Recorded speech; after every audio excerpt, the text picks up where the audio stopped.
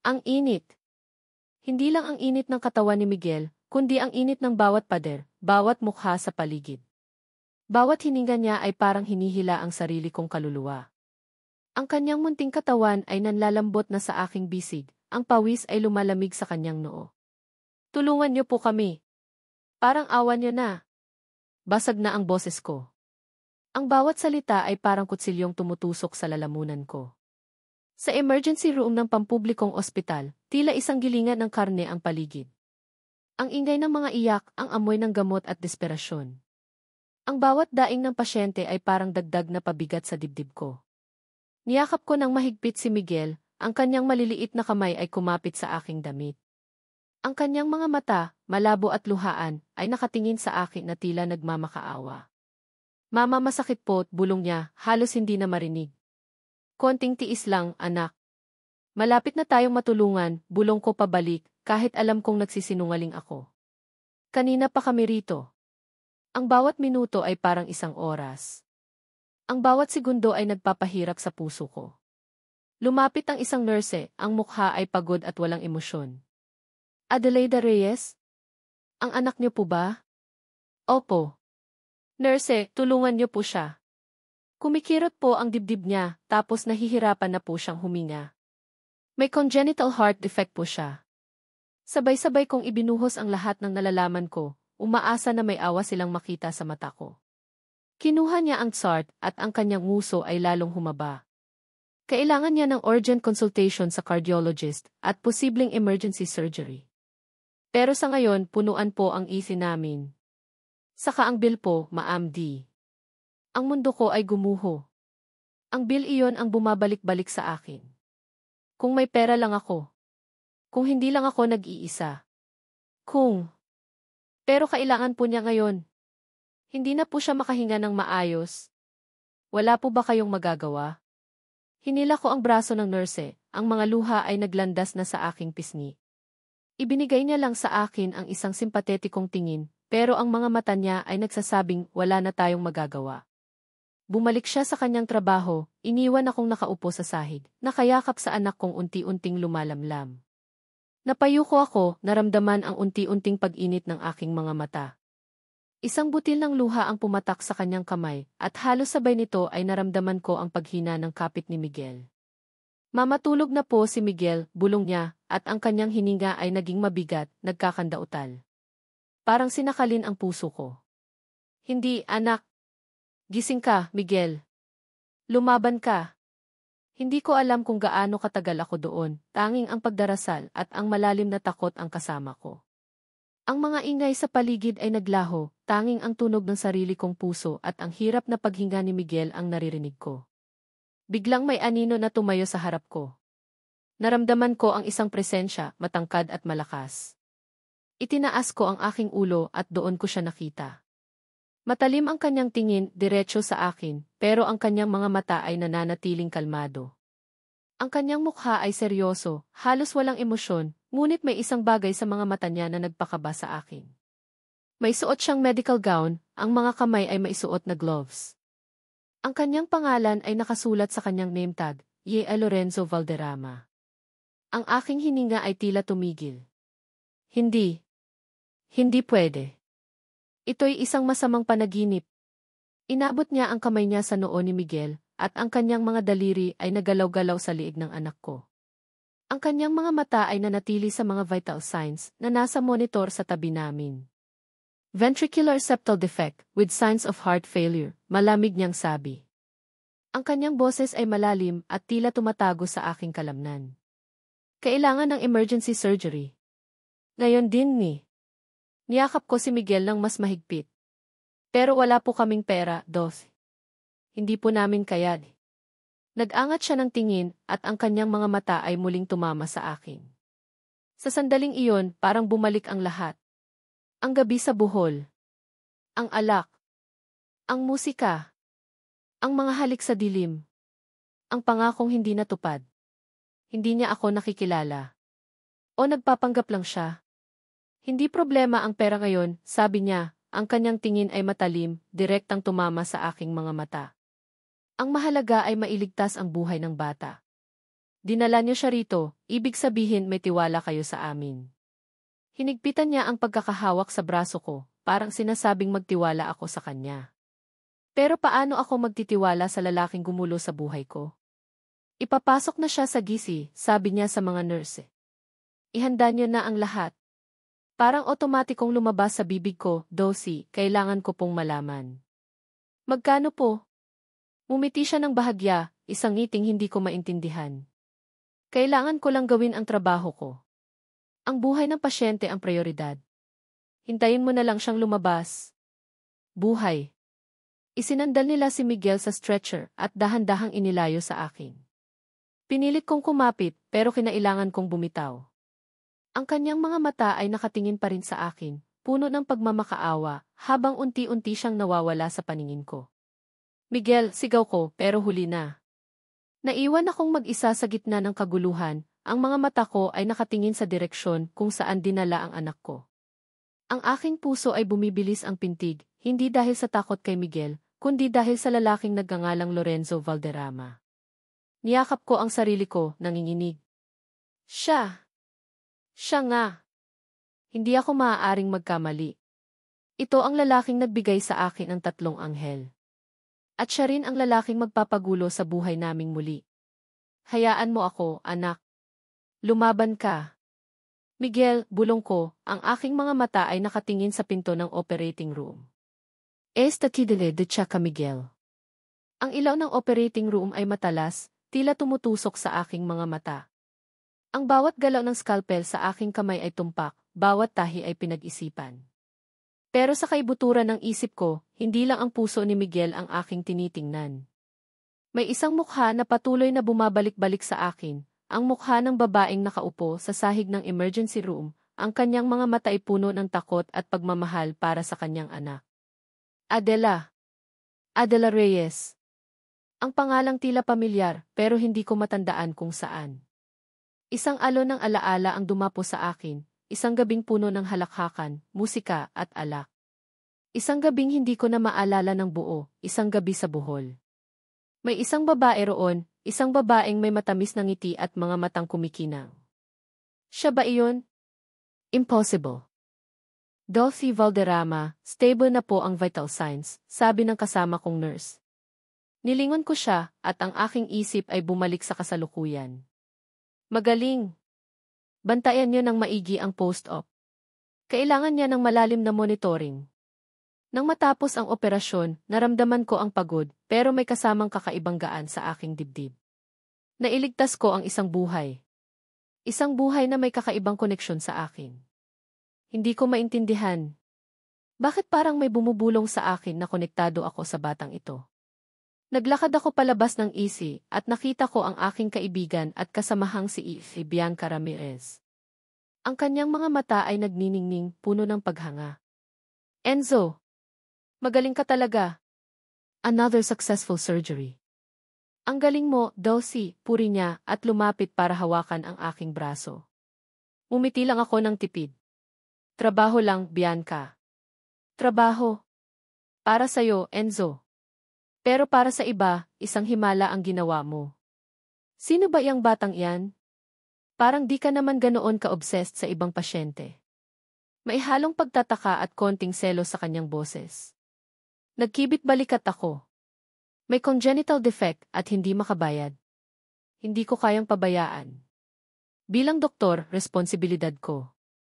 Umiti siya ng malapad. Kaya kahinahangaan ng lahat. Sige, Enzo, magpahinga ka muna. Ako na ang bahala sa post-op rounds. Maraming pasyente ngayon. Naglakad ako patungo sa recovery room, ang isip ko ay nasa mukha pa rin ni Adela. Pagkatapos kong magpalit, bumalik ako sa nursing station para tignan ang progress report ni Miguel. Nang tignan ko ang records niya, nagulat ako. Ang pangalan ng nanay, Adelaida Reyes, ay nakasulat doon. At ang edad ni Miguel. Parang may nag-udyok sa akin na kalkulahin ang mga buwan. Halos 9 na taon. Mga 9 na taon na rin simula ng gabing iyon sa Bohol. Ang aking kilay ay kumunot. Coincidence? O may mas malalim na koneksyon? Naglakad ako patungo sa pintuan ng recovery room, pero nakita ko si Adela na nagmamadali palabas. Nilingon ko siya, at tila nakita ko ang pagtalo ng kanyang balikat nang maramdaman niya ang presensya ko. Adela! Sandali lang, tawag ko. Huminto siya, pero hindi lumiko. Ang kanyang likod ay nakaharap sa akin, tila ayaw akong harapin. Lumapit ako. Kumusta ka? Ang anak mo, nagpapagaling na. Malakas ang bata. Bumaling siya sa akin, ang kanyang mukha ay halatang pagod, pero ang kanyang mga mata ay nanatiling maingat. Salamat, Dosi. Maraming salamat sa ginawa niyo sa anak ko. Hindi ko po alam kung paano ko kayo babayaran. Hindi mo kailangang bayaran ako, Adela. Iyan ang trabaho ko. Pero may gusto lang akong itanong. Matagal na ba kayong nakatira rito? Kinagat niya ang kanyang labi. Opo, Doth. Matagal na. Bakit po? Wala lang. May pakiramdam lang ako na parang nakita na kita dati. Sinubukan kong basahin ang kanyang reaksyon. Nakita ko ang isang bahagyang pagbabago sa kanyang ekspresyon, isang mabilis na kaba.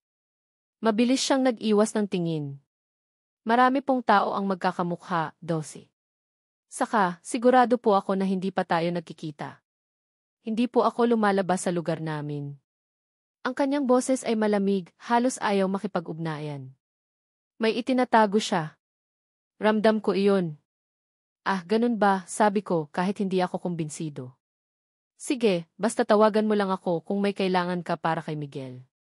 Salamat po ulit, Dosi, Anya, at mabilis siyang lumakad palayo, halos tumakbo, na tila may hinahabol. Nilingon ko ang kanyang papalayo na figura. Ang kanyang pagmamadali ay nagdagdag sa aking hinala. Bakit ganoon na lang siya kabilis umalis? May kakaiba sa babaeng ito. Isang pamilyar na pakiramdam na hindi ko maipaliwanag. Napatayo ako doon, nakatanaw sa pinto kung saan siya lumabas. Ang kanyang mga mata. Ang kanyang boses. Ang paraan ng kanyang pagtitig. Tila may kumukurot sa alaala ko, isang piraso ng puzzle na hindi ko pa mahanap. Nilingon ko ang loob ng ospital, ang mga pasyente, ang mga ingay. Marami akong nakasalubong na tao araw-araw, pero bakit si Adela Reyes ay kakaiba? Muli kong naramdaman ang pamilyar na pakiramdam, isang bahagi ng nakaraan na tila nagpupumilit lumabas. Isang fragment ng isang panaginip na hindi ko na maalala. Sino ka ba talaga, Adela Reyes? Bulong ko sa hangin, ang mga salitang ito ay tila nagsasayaw sa aking isip, nag-iiwan ng isang tanong na walang sagot. Ang bawat paghinga ni Miguel ay mas magaan na ngayon at ang kanyang mga mata ay nagkakaroon na ng ningning. Nakahiga siya sa kanyang kama sa ospital, mahimbing ang tulog. Pinagmamasdan ko siya at ang aking puso ay napuno ng pasasalamat. Pero kasabay ng pasasalamat ay ang isang malalim na kaba. Kumusta ang pasyente? Nagulat ako. Nakatayo sa pintuan si E. Lorenzo Valderrama, ang kanyang mga kamay ay nasa bulsa ng kanyang puting coat. Ang kanyang presensya ay tila bumubuo ng isang pader sa pagitan namin, isang pader na gawa sa nakaraan at mga lihim. Maayos na po, Dosi. Salamat po ulit, sabi ko, sinisikap na maging kalmado ang boses ko. Lumapit siya sa kama ni Miguel at tinitigan ang bata. Ang kanyang mga mata ay nanatiling walang emosyon, pero may isang bagay sa kanyang tingin na tila naghahanap ng sagot. Malakas ang bata. Hindi ko inakala na makakabawi siya ng ganito kabilis, sabi niya. Pagkatapos ay lumingon siya sa akin. Pero sa mga records, walang nakalagay na ama. Hindi ba siya may ama? Parang tumigil ang paghinga ko. Ang tanong na iyon. Ang tanong na kinatatakutan ko. Ah, wala po, Doth. Kami lang po ng anak ko, mabilis kong sagot, sinisikap na maging kaswal. Ang aking mga kamay ay nanginginig at ipinagsalikop ko ang mga ito sa likod ko. Kumunot ang kanyang noo. Pero paano? Personal po, Doth. Hindi po mahalaga kung sino ang ama. Ang mahalaga po ay buhay ang anak ko. Ang boses ko ay naging matigas, isang depensa laban sa kanyang mga tanong. Tinitigan niya ako ng matagal, at sa sandaling iyon, naramdaman ko na tila binabasa niya ang bawat lihim sa aking kaluluwa. Ang kanyang mga mata ay tila tumatago sa akin. Ganoon ba, sabi niya, at sa wakas ay nag-iwas siya ng tingin. Basta, kung may kailangan ka, huwag kang mag-atubiling lumapit. Tumango lang ako. Nang umalis siya, naramdaman ko ang paghupa ng aking tensyon. Pero ang kaba ay nanatili. Alam kong hindi siya titigil. Nang makauwi ako sa bahay, sinalubong ako ng dalawang maliliit na anghel. Mama! Kuya Miguel, sigaw ni Bella at tumakbo siya patungo sa akin, kasama si Gabriel na nakasunod. Niyakap ko sila ng mahigpit, ang kanilang mga amoy ay nagbigay sa akin ng kakaibang kapayapaan. Ang kanilang mga ngiti ay nagpatunay sa akin na mayroon akong ipinaglalaban.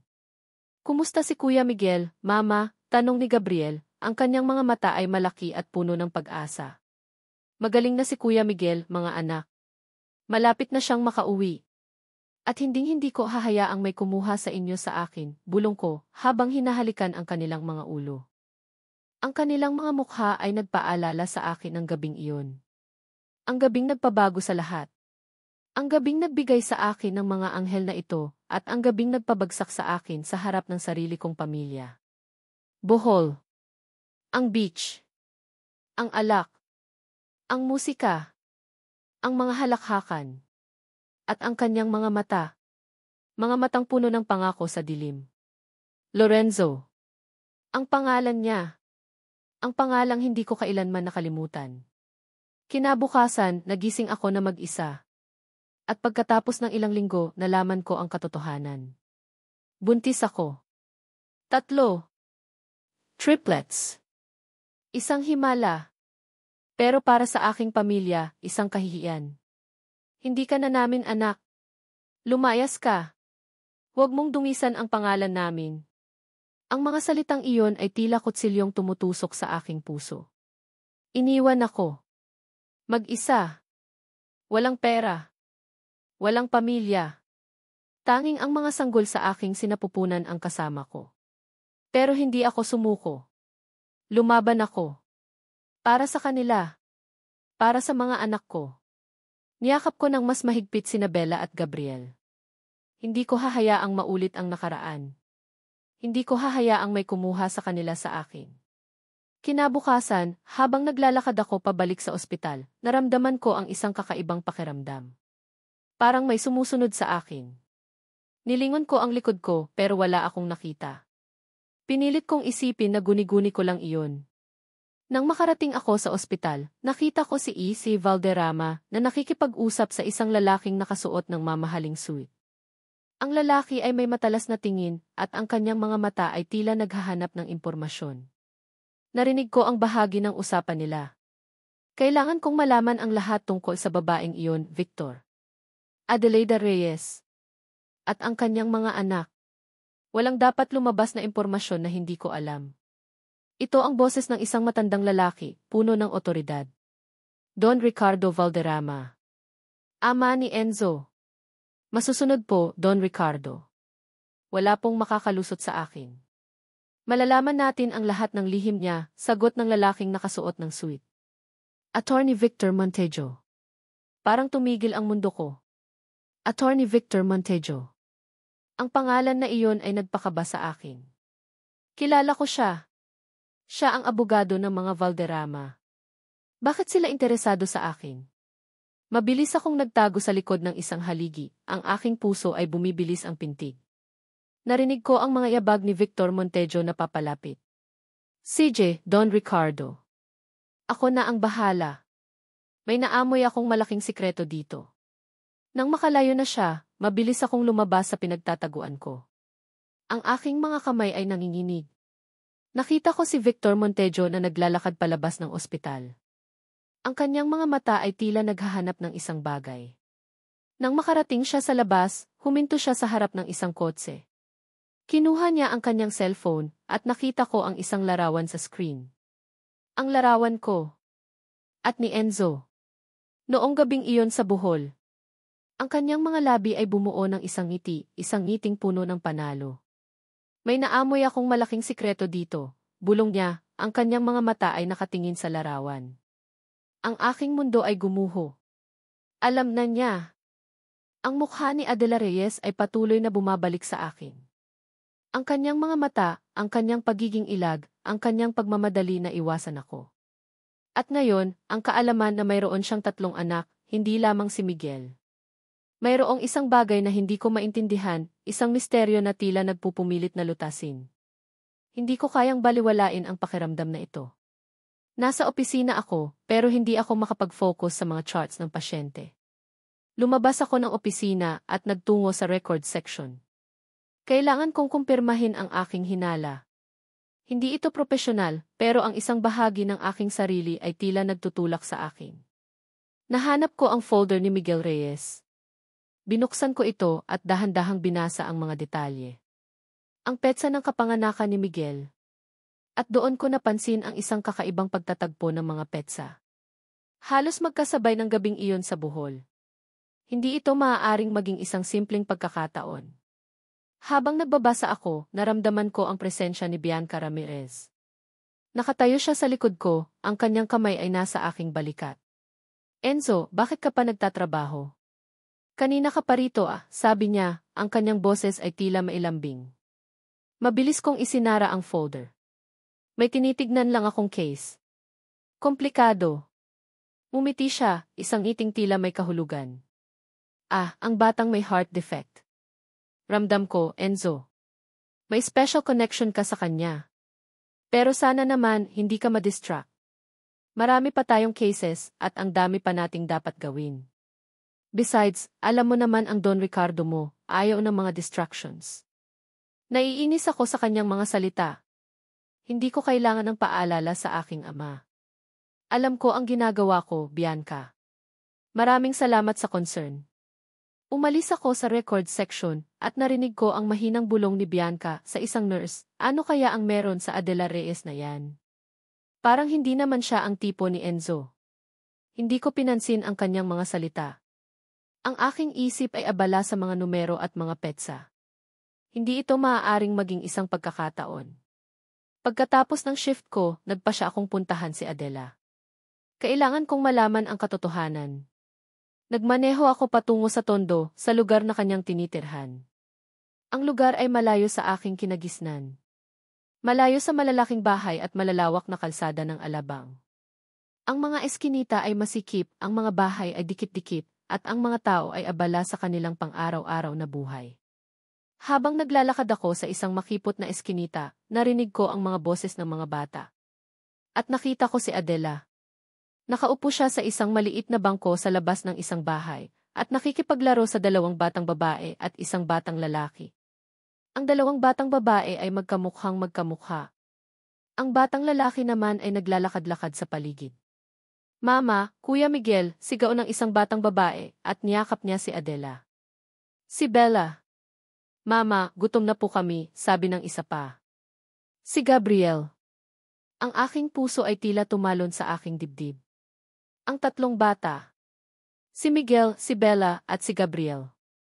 Silang lahat ay tinatawag si Adela na Mama. At kung ang petsa ng kapanganakan ni Miguel ay tama. Nakatayo ako roon, tila isang rebulto, pinagmamasdan ang eksena. Si Adela, kahit gaano kahirap ang buhay, ay puno ng pagmamahal. Ang kanyang mga mata ay nagniningning habang nakikipaglaro sa mga bata. Ang kanyang pagtawa ay tunog ng kaligayahan.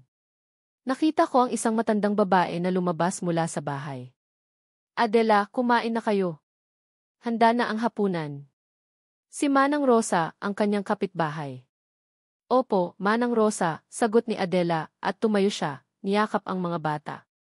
Nang lumingon si Adela, nagtama ang aming paningin. Ang kanyang mga mata ay nanlaki sa gulat. Ang kanyang ngiti ay biglang naglaho. Nakatitig siya sa akin, ang kanyang mga mata ay puno ng takot.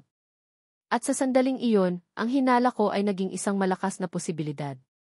Hindi ko na kailangan ng ICT test para malaman ang katotohanan. Ang koneksyon na naramdaman ko kay Miguel ay narito na.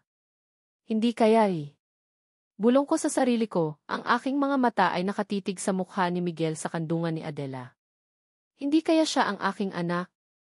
Ang bawat pagbisita ko sa ospital ay tila isang pagtakas mula sa isang anino. Ang anino ni Igli Lorenzo Valderrama. Alam kong nandoon siya, nagbabantay, nagtatanong. Ramdam ko ang kanyang mga mata na sinusundan ako, at ang bawat pagtatang kanyang lumapit ay nagpapabilis ng tibok ng puso ko. Nakahiga pa rin si Miguel sa kama, pero mas malakas na siya ngayon. Ang kanyang mga mata ay naniningning na muli. Niyakap ko siya ng mahigpit. Magaling ka na, anak. Malapit na tayong makauwi. Mama, kailan po tayo uwi? Miss ko na po sina Bella at Gabriel, bulong niya, ang kanyang tinig ay mahina pa. Malapit na, anak. Konting tiis pa, sagot ko, habang hinahaplos ang kanyang buhok. Nang lumingon ako, nakita ko si Ethy Valderrama na nakatayo sa pintuan. Ang kanyang presensya ay tila nagpapalamig sa hangin. Kumusta ang pasyente? Tanong niya, ang kanyang tinig ay kalmado, pero ang kanyang mga mata ay matalas. Maayos na po, Dosi, mabilis kong sagot. Salamat po sa pagbisita. Lumapit siya sa kama at tinitigan si Miguel. Malakas ang bata. May angking lakas. Pagkatapos ay lumingon siya sa akin. Narinig ko ang anak mo. Mayroon ka pa bang ibang anak? Hindi ko nakita sa records. Parang tumigil ang paghinga ko. Ang tanong na kinatatakutan ko. Opo, Doth. Mayroon po akong 2 pamangkin. Sila po ang tinutukoy ni Miguel. Ako po ang nag-aalaga sa kanila. Sinubukan kong umiti, isang ngiting pilit. Ang aking mga kamay ay nanginginig at ipinagsalikop ko ang mga ito sa likod ko. Kumunot ang kanyang noo. Pamangkin? Pero tinatawag ka nilang mama. Opo, Doth. Sanay na po sila. Simula po kasi nang mamatay ang kapatid ko, ako na po ang nag-alaga sa kanila. Kaya mama na rin po ang tawag nila sa akin, paliwanag ko, umaasa na maniniwala siya. Tinitigan niya ako ng matagal, ang kanyang mga mata ay tila naghahanap ng kasinungalingan. Sa sandaling iyon, naramdaman ko na tila binabasa niya ang bawat lihim sa aking kaluluwa. Ang kanyang mga mata ay tila tumatago sa akin. Ganoon ba, sabi niya, at sa wakas ay nag-iwas siya ng tingin. Basta, kung may kailangan ka, huwag kang mag-atubiling lumapit. Tumango lang ako. Nang umalis siya, naramdaman ko ang paghupa ng aking tensyon. Pero ang kaba ay nanatili. Alam kong hindi siya titigil. Kinabukasan, habang papunta ako sa ospital, nagpa siya akong dumaan sa parke malapit sa ospital. Alam kong nandoon sina Bella at Gabriel kasama si Manang Rosa. Kailangan kong makita sila, kahit saglit lang, para mawala ang kaba sa dibdib ko. Nang makarating ako sa parke, nakita ko sina Bella at Gabriel na masayang naglalaro sa swing. Nakaupo si Manang Rosa sa isang bench at nakikipag-usap sa ibang mga ina. Pero may isang presensya na nagpatigil sa akin. Nakatayo si E.I. Lorenzo Valderrama malapit sa swing at nakikipag-usap kina Bella at Gabriel. Ang kanyang mga mata ay nakatitig sa kanila at may isang ngiti sa kanyang labi na hindi ko pa nakita dati. Ang ganda naman ng mga bata, sabi niya, ang kanyang boses ay malumanay. Ilan taon na kayo? 5 po. Sabay na sagot ni Bella at Gabriel. May kuya po kami. Si Kuya Miguel. Sabi ni Bella, ang kanyang mga mata ay nagniningning. Nasa ospital po siya. Nagkasakit po ang puso niya. Pero magaling na po siya ngayon. Kasi po, may doktor na nagpagaling sa kanya. Ang aking puso ay tila tumalon sa aking dibdib. Hindi. Hindi ito maaaring mangyari. Mabilis akong lumapit, ang aking mga paa ay tila lumulutang sa hangin. Bella. Gabriel. Halika na. Uwi na tayo. Nilingon ako ni Enzo, ang kanyang ngiti ay biglang naglaho. Ang kanyang mga mata ay nakatitig sa akin, puno ng pagtataka. Mama! Sigaw ni Bella at Gabriel at tumakbo sila patungo sa akin. Niyakap ko sila ng mahigpit at tinitigan si Enzo. Pasensya na po, Dosi. Nagmamadali po kasi kami. Kailangan na po naming umuwi. Sila ba ang mga pamangkin mo? Tanong niya, ang kanyang boses ay puno ng pagdududa. Opo, Doth. Sila nga po, sagot ko, sinisikap na maging kalmado. Sige po, mauna na po kami. Hinila ko sina Bella at Gabriel palayo, ang aking mga kamay ay nanginginig. Narinig ko ang boses ni Enzo na tumatawag sa akin, pero hindi ako lumingon. Kailangan kong makalayo sa kanya. Kailangan kong protektahan ang aking mga anak. Nang makauwi kami, naramdaman ko ang isang malalim na pagod. Ang aking mga paa ay tila hindi na makatayo. Mama, bakit po tayo umuwi agad? Hindi pa po kami tapos maglaro, tanong ni Bella, ang kanyang mukha ay malungkot. Kasi may kailangan tayong gawin, anak. Saka, delikado sa labas, sagot ko, habang niyayakap sila. Nang gabing iyon, habang naghahanda ako ng hapunan, may kumatok sa pintuan. Adela, may bisita ka. Sigaw ni Manang Rosa. Nagulat ako. Sino naman kaya ang bibisita sa akin ng ganitong oras? Binuksan ko ang pintuan at doon ko nakita si Attorney Victor Montejo. Ang kanyang mga mata ay matalas at ang kanyang ngiti ay tila may kahulugan. Magandang gabi, G. Reyes, sabi niya, ang kanyang boses ay kalmado, pero may isang bagay sa kanyang tinig na nagpakaba sa akin. Mayroon lang akong ilang katanungan para sa iyo. Tungkol sa iyong mga anak at sa iyong nakaraan. Parang tumigil ang paghinga ko. Ang aking puso ay bumibilis ang pintig. Alam na niya. Naramdaman ko ang paglamig ng aking mga kamay. Wala po kayong karapatang magtanong sa akin ng ganyan, attorney. Ngumiti siya, isang iting puno ng panalo. Mayroon akong karapatan, Gina Reyes. At ang mga tanong ko ay para sa kapakanan ng mga bata. Lalo na kung ang kanilang ina ay may itinatago. Nilingon ko ang loob ng bahay, kung saan naglalaro sina Bella at Gabriel. Hindi ko hahayaang saktan niya ang aking mga anak. Wala akong itinatago, matigas kong sabi. Tumawa siya ng bahagya. Talaga? Kung ganoon, bakit mo itinatago ang ama ng iyong mga anak? At bakit mo itinatago ang iyong nakaraan? Ang aking mga mata ay nanlaki sa gulat. Alam na niya. Hindi ko po kayo naiintindihan, sabi ko, sinisikap na maging matatag. Lumapit siya ng bahagya at ang kanyang boses ay bumaba. Alam ko ang lahat, Gina Reyes. Alam ko ang tungkol sa gabing iyon sa Bohol. At alam ko kung sino ang ama ng iyong mga anak. Ang aking mundo ay tila gumuho. Ngumiti siya ng nahamhim. May naamoy akong malaking sikreto dito. Ngumiti siya ng bahagya at kinuha niya ang kanyang cellphone. Ipinakita niya sa akin ang isang larawan. Ang larawan ko. At ni Enzo. Noong gabing iyon sa Bohol. Ang mukha ni Adela, ang kanyang gulat nang makita niya ako sa parke, kasama sina Bella at Gabriel, ay hindi mawala sa isip ko. Ang kanyang pagmamadali na hilahin ang mga bata palayo, ang kanyang pilit na pagpapaliwanag na sila ay pamangkin niya, lahat ng iyon ay nagpatunay sa aking hinala. Hindi sila pamangkin. Sila ang kanyang mga anak. At ang paraan ng pagtawag nila sa kanya ng mama ay sapat na patunay. Naramdaman ko ang isang halo ng pagkabigo at galit. Bakit siya nagtatago? Bakit niya ako niloloko? Pero kasabay nito ay ang isang kakaibang pagkaakit sa kanyang pagiging matatag. Sa kabila ng lahat ng hirap, nakita ko ang kanyang pagmamahal sa mga bata. Hindi ko na kinaya ang pagdududa. Kailangan kong malaman ang katotohanan. Sinundan ko siya mula sa parke, tahimik, hanggang sa makarating siya sa kanyang bahay sa Tondo. Nakita ko siyang pumasok sa loob at pagkatapos ng ilang minuto, lumabas ako sa aking sasakyan. Naglakad ako patungo sa kanyang pintuan, ang aking puso ay bumibilis ang pintig. Kumatok ako. Nagbukas ang pintuan at doon ko nakita si Manang Rosa. Ang kanyang mga mata ay nanlaki sa gulat nang makita niya ako. Dos Valderrama? Bakit po kayo narito? Tanong niya, ang kanyang boses ay nanginginig.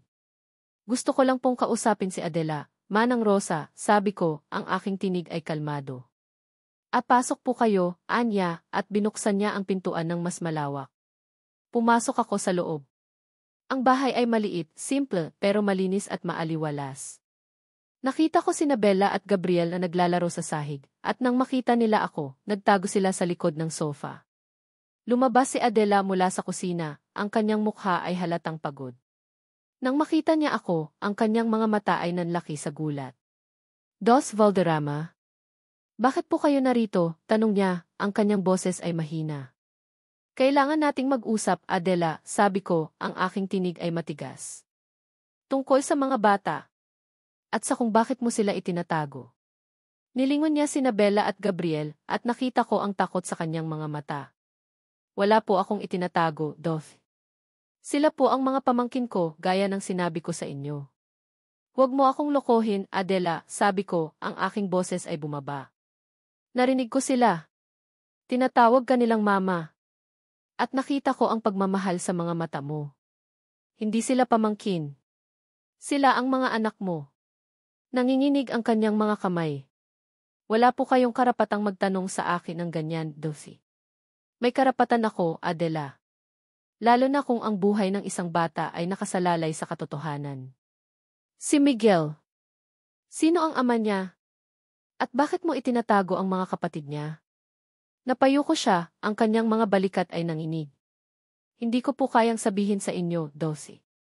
Personal po ito. Personal. Adela, ang anak mo ang pinag-uusapan natin. Ang buhay niya. Kung mayroon siyang sakit, kailangan kong malaman ang lahat ng impormasyon. At kung ikaw ang nanay nila, bakit ka nagtatago?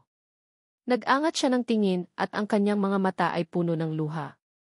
Kasi po natatakot ako, Dulcie. Natatakot akong mawala sila sa akin. Natatakot akong hukuman niyo ako.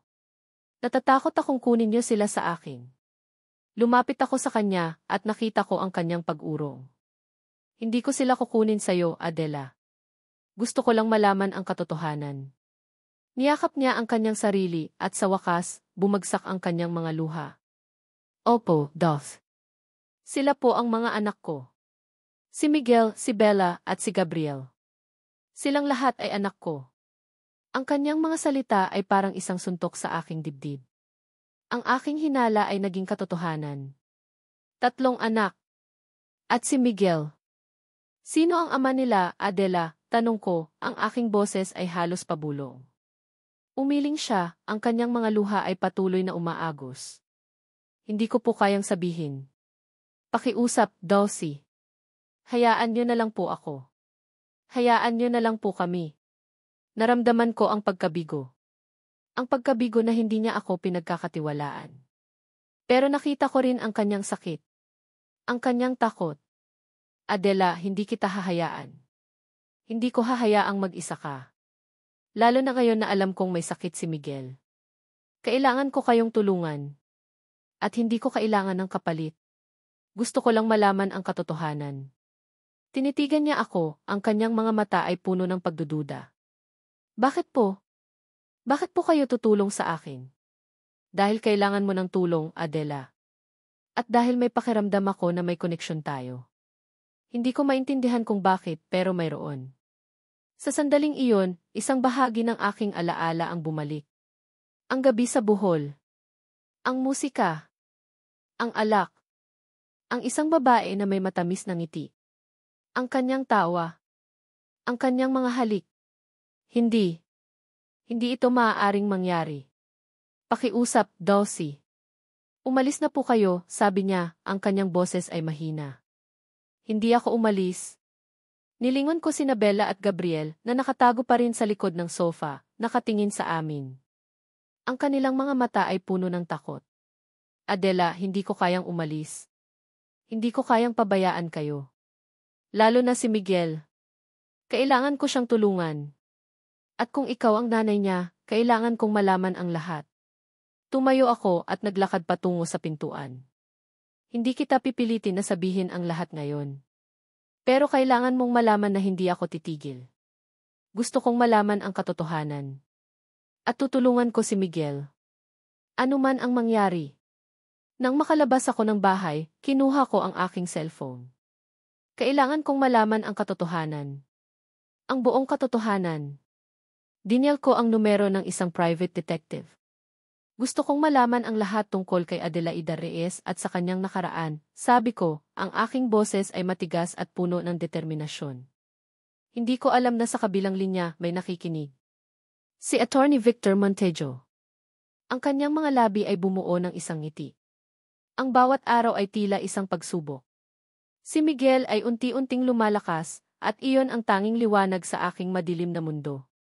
Pero ang anino ni A. Lorenzo Valderrama ay patuloy na bumabalot sa akin, kasama ang presensya ni Attorney Victor Montejo na tila isang buitre na naghihintay na dumagit.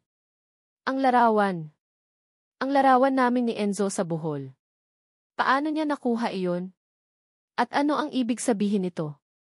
Nasa bahay ako, naghahanda ng simpleng hapunan para kina Bella at Gabriel.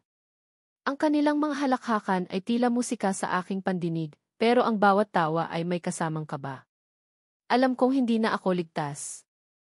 Biglang may malakas na katok sa pintuan. Napatalon ako sa gulat. Adelaida Reyes, buksan mo ang pintuan. Isang boses na matigas at puno ng otoridad. Si Attorney Victor Montejo. Niyakap ko sina Bella at Gabriel ng mahigpit. Manatili kayo rito, mga anak. Huwag kayong lalabas. Dahan-dahan kong binuksan ang pintuan, at doon ko nakita si Victor Montejo. Ang kanyang mukha ay seryoso, ang kanyang mga mata ay matalim. May kasama siyang dalawang lalaki na nakasuot ng uniforme. Attorney Montejo, ano po ang kailangan nyo? Tanong ko, sinisikap na maging matatag ang boses ko. Edmeth Reyes, mayroon kaming natanggap na report tungkol sa inyong kalagayan. Ang inyong pamumuhay. At ang kapakanan ng mga bata, sabi niya, ang kanyang tinig ay malamig. May karapatan kaming suriin kung karapat-dapat kayong maging ina sa ganitong sitwasyon. Parang sinakalan ang puso ko. Wala po kayong karapatang gawin yan. Maayos po ang pag-aalaga ko sa mga anak ko. Ngumiti siya ng bahagya, isang ngiting puno ng panalo. Ang inyong kalagayan, Via Reyes, ay hindi maayos. Ang inyong bahay. Ang inyong trabaho. At ang inyong nakaraan. Lahat ng iyan ay magiging issue sa korte. At kung hindi nyo kami bibigyan ng kooperasyon, mapipilitan kaming idulog ito sa SEFI, Department of Social Welfare and Development, at ipakustody ang mga bata. Nanginginig ang aking mga kamay. Last gayu. Custody. Ang mga salitang iyon ay tila nagpapalamig sa aking dugo. Ang aking pinakamalaking takot ay nagiging katotohanan. Wala po kayong makukuha sa akin, matigas kong sabi. Talaga? Kung ganoon, bakit mayroon kang 3 anak, pero isa lang ang nakalista sa records? At bakit mo itinatago ang ama ng iyong mga anak? Ang kanyang mga mata ay matalim, tila tumutusok sa aking kaluluwa. Hindi ako nakasagot. Ang aking mga salita ay tila nawala sa aking lalamunan. Pag-isipan niyo po ito ng maigi, Gla Reyes. Ang kapakanan ng mga bata ang mahalaga rito. At kung hindi niyo kayang ibigay sa kanila ang isang maayos na buhay, mayroon kaming karapatang kuhanin sila sa inyo. Umalis siya, iniwan akong nakatayo sa pintuan, nanginginig ang buong katawan. Ang kanyang mga salita ay patuloy na umalinggaw sa aking isip. Mawawala sila sa akin. Hindi. Hindi ko hahayaang mangyari iyon. Nang gabing iyon, hindi ako makatulog. Ang mga salita ni Victor Montejo ay patuloy na nagpapahirap sa akin. Kailangan kong gawin ang isang bagay.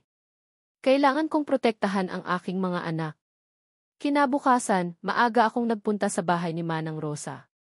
Kailangan ko ng kausap. Kailangan ko ng payo. Manang Rosa, natatakot po ako, sabi ko, habang umiiyak. Gusto nilang kunin ang mga anak ko. Alam na nila ang tungkol sa akin. Niyakap ako ni Manang Rosa ng mahigpit. Huwag kang matakot, Adela. Nandito ako. Hindi kita pababayaan. Pero Manang, paano? Wala akong laban sa kanila. Wala akong pera. Wala akong pamilya. At ngayon, alam na nila ang tungkol kina Bella at Gabriel. Alam na nila na hindi ko sila tunay na anak. Humigpit ang yakap ni Manang Rosa. Adela, kailangan mong maging matatag. Alam kong mahirap. Pero kailangan mong lumaban para sa mga anak mo. Sa sandaling iyon, tila may bumulong sa akin. Kailangan kong sabihin ang katotohanan. Ang buong katotohanan. Manang, sabi ko, ang aking boses ay nanginginig. Hindi po alam ni Dolphy Valderrama ang lahat. Hindi po niya alam na si Bella at Gabriel sila po ang mga anak ng kapatid ko. Nanlaki ang mga mata ni Manang Rosa. Ang kapatid mo. Si Aling Nena. Tumango ako, ang mga luha ay patuloy na umaagos. Opo. Si Ate Luisa. Naalala niyo po ba noong nagkaroon siya ng aksidente? Buntis po siya noon. At nang mamatay siya, ipinanganak niya sina Bella at Gabriel. Walang gustong mag-alaga sa kanila. Ang pamilya namin tinanggihan sila. Tinanggihan nila ako. Kasi buntis na rin ako noon. Kaya ako na lang ang nag-alaga sa kanila. Hindi ko sila kayang iwan. Sila ang tanging alaala ko sa kapatid ko. Ang bawat salita ay tila isang kutsilyong tumutusok sa aking puso. Ang sakit na nakaraan ay bumalik. Ang sakit ng pagiging tinanggihan. Ang sakit ng pagiging mag-isa. Kaya po ako natatakot, Manang. Kasi kung malalaman nila ang lahat, baka kunin nila sa akin ang lahat ng anak ko. Baka isipin nilang hindi ako karapat-dapat. Hindi ko alam na sa likod ng pintuan may nakikinig. Si Iya Lorenzo Valderrama. Nakatayo siya doon, ang kanyang mukha ay puno ng gulat. Ang kanyang mga mata ay nakatitig sa akin, at nakita ko ang isang halo ng pagkabigla at pagkaawa sa kanyang mga mata. Lumapit siya at binuksan ang pintuan. Adela? Nagulat ako. Ang aking puso ay tila tumalon sa aking dibdib. Dos Valderrama? Anong ginagawa niyo rito? Tanong ko, ang aking boses ay nanginginig. Narinig ko. Narinig ko ang lahat, sabi niya, ang kanyang boses ay mahina. Si Bella at Gabriel mga anak ng kapatid mo. Tumango ako, ang aking mga luha ay patuloy na umaagos. Opo, Dos. Sila po. Kaya po ako natatakot. Kaya po ako nagtatago. Kasi po ayaw kong mawala sila sa akin. Lumapit siya sa akin at niyakap ako ng mahigpit. Ang kanyang yakap ay tila isang pader na nagpoprotekta sa akin mula sa lahat ng sakit. Adela, bakit hindi mo sinabi sa akin? Bulong niya, ang kanyang boses ay puno ng sakit. Natakot po ako, Dos. Natakot po akong hukuman niyo ako. Natakot po akong isipin niyo na hindi ako karapat-dapat. Hinigpitan niya ang yakap. Adela, hindi ko kailanman iisipin iyon. Ikaw ang pinakamalakas na babaeng nakilala ko. Ang pagmamahal mo sa mga anak mo iyan ang pinakamahalaga. Niyakap ko siya pabalik, ang aking mga luha ay patuloy na umaagos. Sa sandaling iyon, naramdaman ko ang isang kakaibang kapayapaan.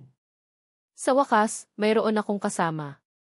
Pero sa kaibuturan ng isip ko, may isang tanong na nanatili.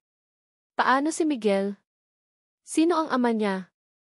Ang tanong na iyon ay tila bumubulong sa aking isip, isang lihim na kailangan pa ring ibunyag. Ang mga salita ni Adela ay patuloy na umalinggaw sa aking isip. Ang kanyang pagmamahal kina Bella at Gabriel, ang kanyang sakripisyo, ang kanyang takot na mawala ang mga bata. Lahat ng iyon ay nagpakita sa akin ng isang Adela na mas malalim, mas matapang, at mas kahanga-hanga kaysa sa inakala ko. Hindi na siya ang babaeng nakita ko sa emergency room, o ang babaeng nagtatago sa aking mga tanong. Siya ay isang ina na handang gawin ang lahat para sa kanyang pamilya. Pero may isang tanong na nanatili, isang tanong na hindi ko pa rin masagot, si Miguel. Sino ang ama niya? At bakit ang pakiramdam ko ay may malalim na koneksyon ako sa batang iyon? Kinabukasan, maaga akong pumasok sa ospital.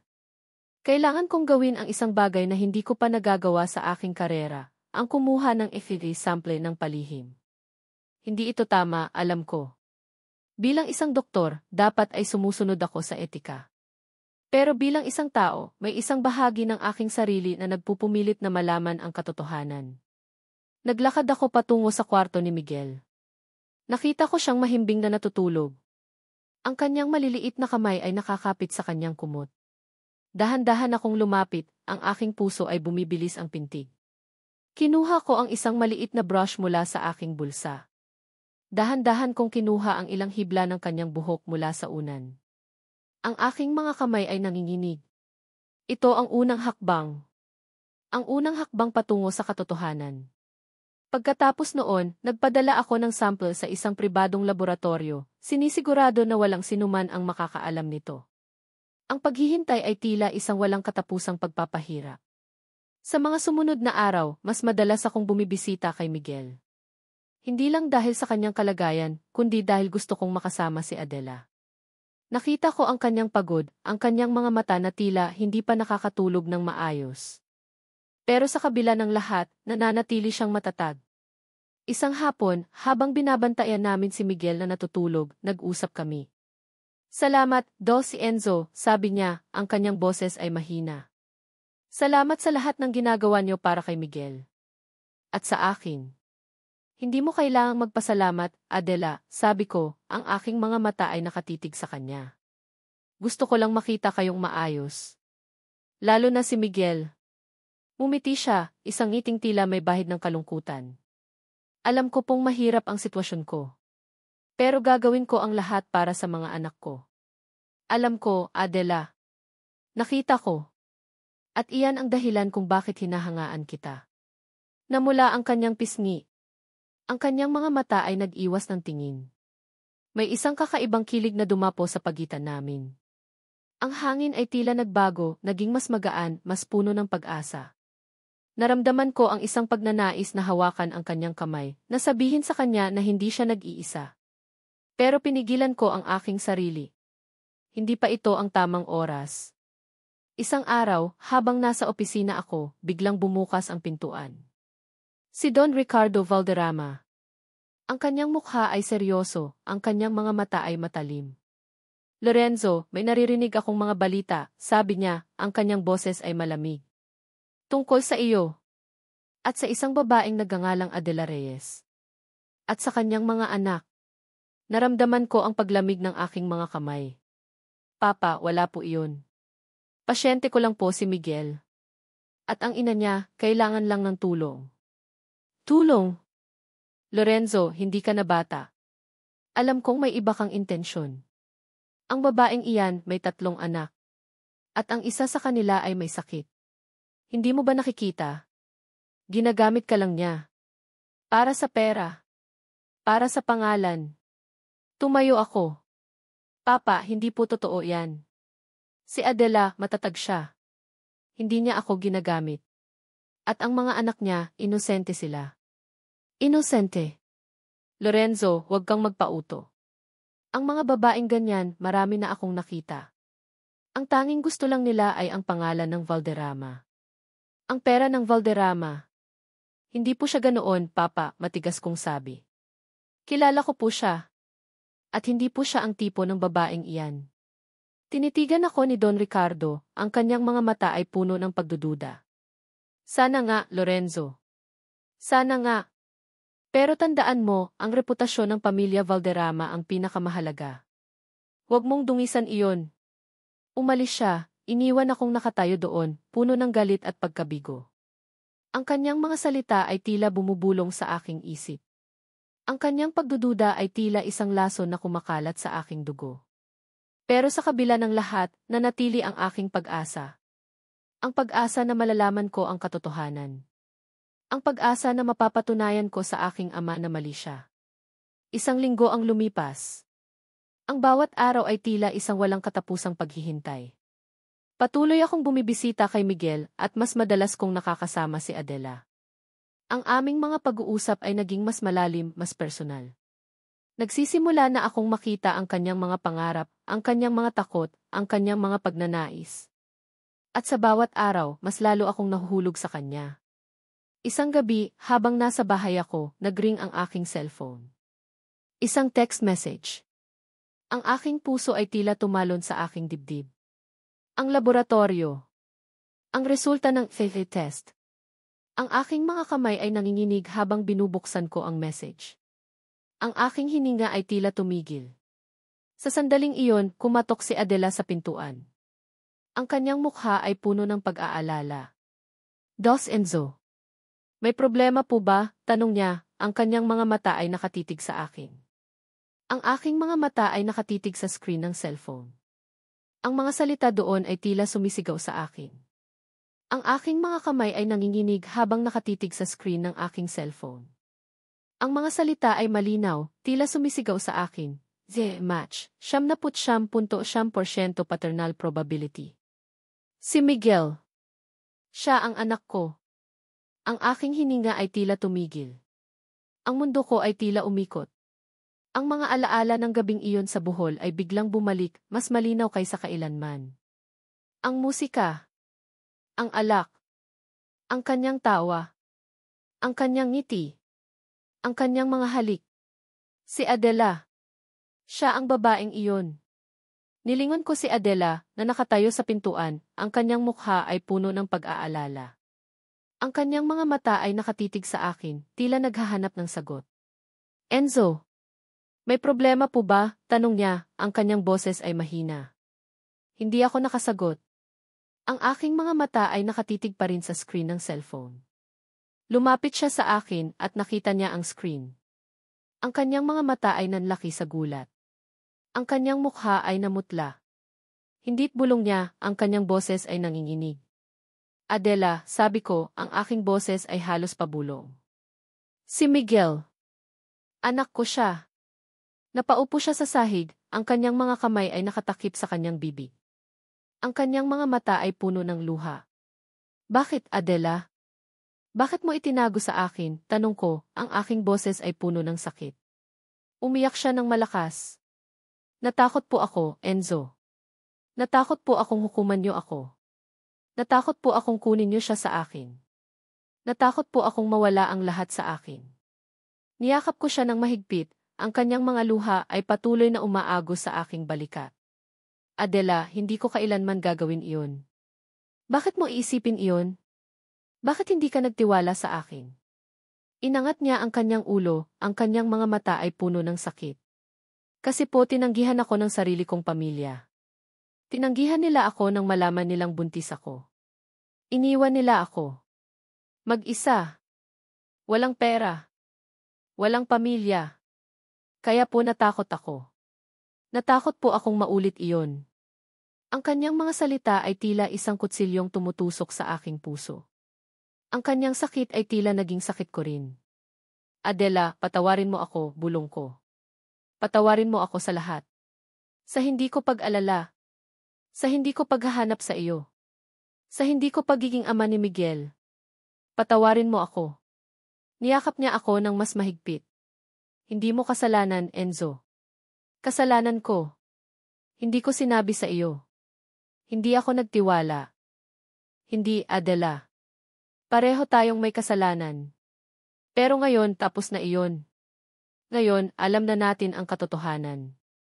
At ngayon, magkasama tayo. Sa sandaling iyon, naramdaman ko ang isang kakaibang kapayapaan. Ang isang bahagi ng aking buhay na tila nawawala ay natagpuan na. Ang isang bahagi ng aking sarili na tila kulang ay nabuo na. Ang aming mga labi ay nagtagpo, isang halik na puno ng sakit, pagmamahal at pag-asa. Isang halik na nagbubuklod sa aming nakaraan, kasalukuyan at hinaharap. Kinabukasan, habang nasa ospital ako, nakita ko si Bianca Ramirez na nakikipag-usap kay Attorney Victor Montejo. Ang kanilang mga boses ay mahina, pero narinig ko ang ilang salita. Kailangan nating sirain ang babaeng iyan, Victor. Hindi ko hahayaang makuha niya si Enzo. At ang pamilya Valderrama. Ito ang boses ni Bianca, puno ng galit at inggit. Huwag kang mag-alala, Bianca. Mayroon akong plano.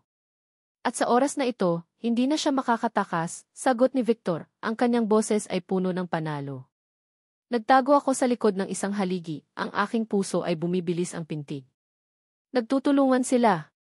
Si Bianca at si Victor Montejo. Bakit? Ano ang gusto nila? Narinig ko ang mga yabag ni Bianca na papalapit. Mabilis akong lumabas sa pinagtataguan ko. Bianca, anong ginagawa mo rito? Tanong ko, ang aking boses ay matigas.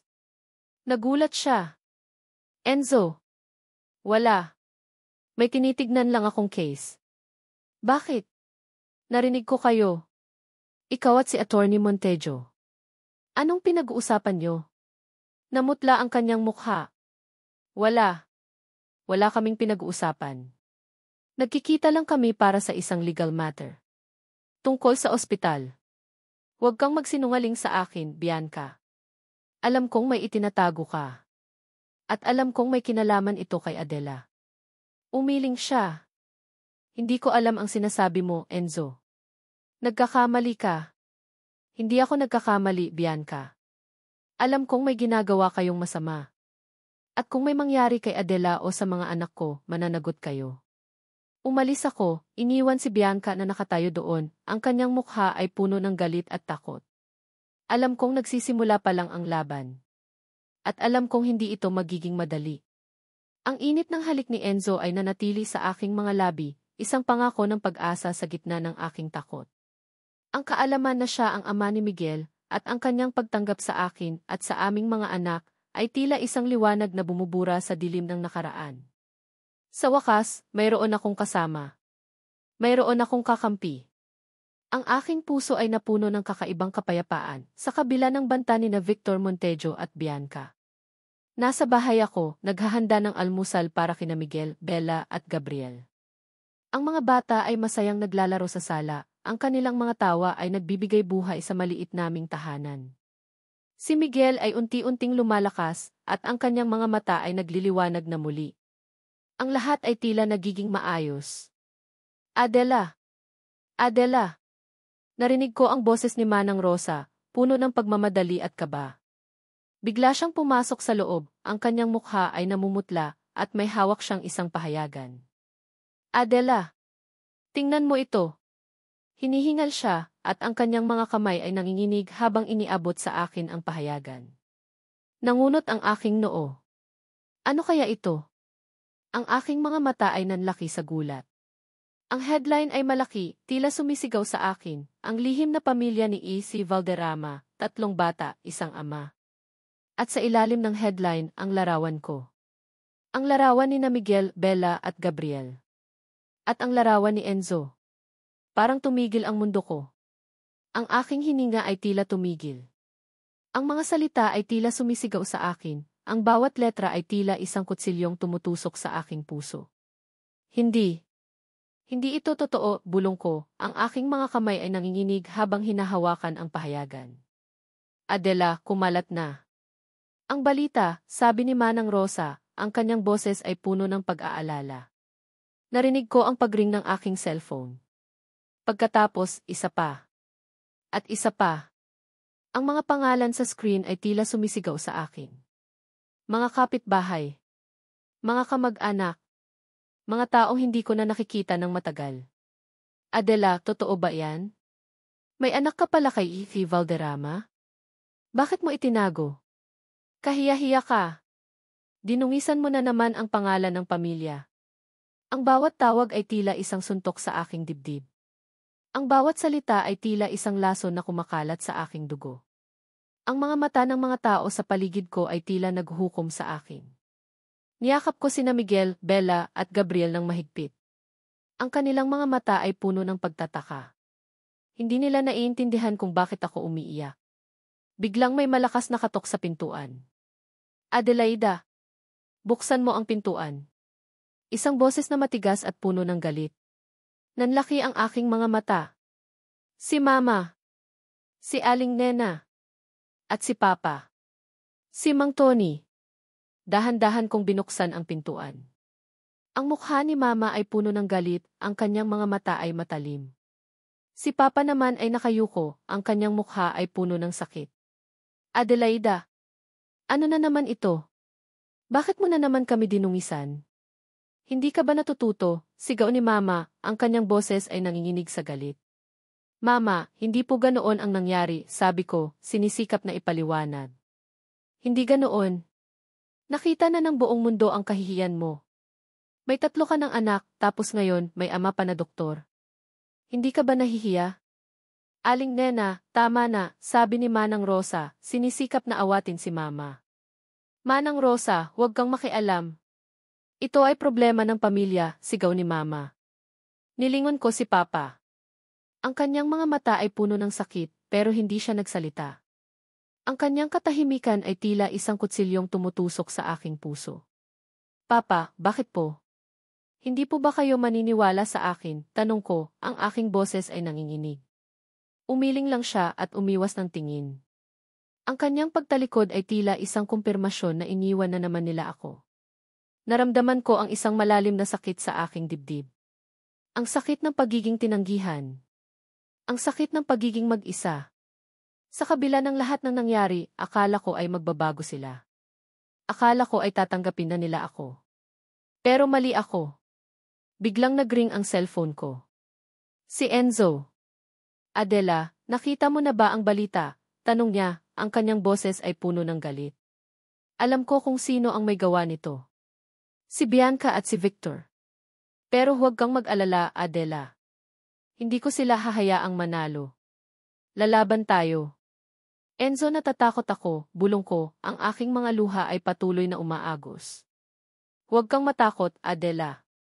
Nandito ako. Hindi kita iiwan. Pero sa sandaling iyon, may kumatok sa pintuan. At Adelaida Reyes? Isang boses na matigas at formal. Binuksan ko ang pintuan. Si Attorney Victor Montejo. May hawak siyang isang folder. Edneth Reyes, mayroon po kaming inihain na kaso laban sa inyo, sabi niya, ang kanyang mga mata ay matalim. Isang petisyon para sa pagtanggal ng inyong parental rights. Sa ilalim ng batas, hindi po kayo karapat-dapat na mag-alaga sa mga bata. Nanginginig ang aking mga kamay. Custody. Ang pinakamalaking takot ko. Hindi. Hindi ito totoo, bulong ko. Ngumiti siya ng bahagya, isang ngiting puno ng panalo. Ang korte na po ang magpapasya, Gia Reyes. Sa ngayon, kailangan niyo pong sumama sa amin. Niyakap ko sina Miguel, Bella, at Gabriel ng mahigpit, ang aking mga luha ay patuloy na umaagos. Ang aking mundo ay tila gumuho.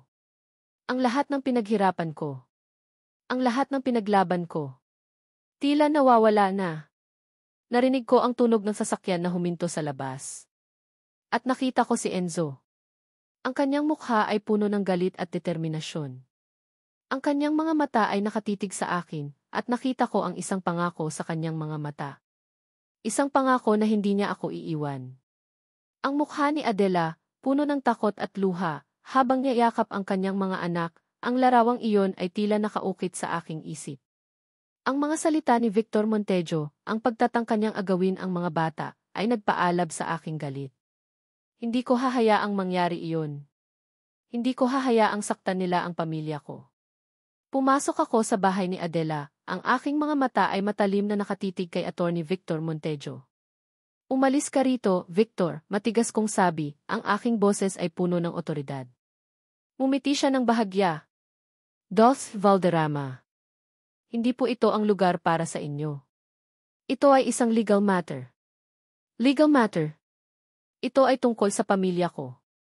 At hindi ko hahayaang saktan mo sila. Pamilya. Dolphy Valderrama, ang babaeng ito ay may madilim na nakaraan. At ang kanyang mga anak ti. Sapat na, Victor, sigaw ko, at lumapit ako sa kanya. Alam ko ang lahat. At hindi ko hahayaang sirain mo ang buhay nila. Niyakap ko si Adela at hinawakan ko ang kanyang kamay. Huwag kang matakot, Adela. Nandito ako. Lalaban tayo. Kinabukasan, ang balita tungkol sa kaso ni Adela at ang aking pagtanggap kay Miguel ay kumalat na sa buong bansa. Ang mga headline ay nagkalat sa lahat ng pahayagan at news channels. Ang pamilya Valderrama ay nasa sentro ng iskandalo. Nagpasya akong harapin ang lahat. Hindi ako magtatago. Nag-organisa ako ng isang press conference. Ang mga kamera ay nakatutok sa akin. Ang mga flash ay tila nagpapasilaw sa aking mga mata. Sa aking tabi ay si Adela, ang kanyang mukha ay matatag sa kabila ng kaba. Nasa likod namin si Manang Rosa at ang aking kapatid na si Sofia. Magandang umaga sa inyong lahat, panimula ko, ang aking boses ay malakas at malinaw. Nandito po ako ngayon para linawin ang lahat ng issue na kumakalat tungkol sa aking pamilya. Si Miguel Reyes po, ang bata na aking inoperahan ay anak ko. At si Adelaida Reyes po, ang kanyang ina, ay ang babaeng mahal ko. Nagulantang ang mga mamamahayag. Ang mga flash ay lalong dumami. Alam kong marami kayong tanong. At sasagutin ko ang lahat ng iyon. Si Adela po ay isang matatag na ina. Isang babaeng handang gawin ang lahat para sa kanyang mga anak. At ang kanyang nakaraan, hindi iyon ang magpapaliwanag kung sino siya. Ang pagmamahal niya sa mga anak niya, iyon ang mahalaga. Tinitigan ko ang mga kamera. At para po sa mga taong nagtatangka na sirain ang pamilya ko, maghanda kayo. Hindi ko hahayaang manalo kayo. Lalaban ako. Para sa pamilya ko. Para sa mga anak ko. At para sa babaeng mahal ko. Niyakap ko si Adela at ang kanyang mga mata ay puno ng luha. Pagkatapos ng press conference, nagtungo kami sa opisina ni Sofia. Si Sofia Valderrama, ang aking ate, ay isang matalinong abogado. Alam kong matutulungan niya kami. Enzo, alam kong seryoso ka rito, sabi ni Sofia, ang kanyang mukha ay seryoso. Pero hindi ito magiging madali. Ang kalaban natin ay si Attorney Victor Montejo. At alam nating may koneksyon siya kay Papa. Alam ko, ate, sabi ko. Pero kailangan nating lumaban. Para kay Adela. Para sa mga bata. Sige, sabi niya. Simulan natin ang paghahanap ng ebidensya. Kailangan nating malaman ang lahat ng koneksyon ni Victor kay Papa. At sa nakaraan ni Adela. Sa mga sumunod na araw, abala kami sa paghahanap ng mga dokumento, mga records, at mga impormasyon. Si Sofia ay walang tigil sa pagtatrabaho. At sa bawat araw, mas lalo kaming nakakahanap ng mga piraso ng puzzle. Isang gabi, habang naghahanap kami sa mga lumang file ng pamilya, nakita ni Sofia ang isang lumang folder. Ang pangalan sa folder ay Reyes. Binuksan niya ito. Sa loob ay may mga dokumento, mga bank statement, mga kontrata, at isang sulat. Ang sulat ay mula kay Papa. Para kay Mang Tony. Ang petsa ng sulat ay halos magkasabay ng panahon na iniwan si Adela ng kanyang pamilya. Ang nilalaman ng sulat ay tila isang suntok sa aking dibdib. Mang Tony, alam kong mahirap ang sitwasyon niyo. Pero kailangan nating gawin ito. Para sa kapakanan ng pamilya Valderrama. At para sa inyong pamilya. Ang pera na ito ay para sa inyo. Basta, huwag niyo lang ipagsasabi ang tungkol sa babaeng iyon. At sa kanyang mga anak. Kailangan nating protektahan ang pangalan ng Valderrama. Nanginginig ang aking mga kamay habang binabasa ko ang sulat. Si Papa. Siya ang may gawa nito. Siya ang nagbayad kay Mang Tony para itago ang katotohanan. Siya ang nagpilit kay Mang Tony na iwan si Adela. Nilingon ko si Sofia. Ang kanyang mukha ay puno ng gulat at galit. Hindi. Hindi ito totoo, bulong ko.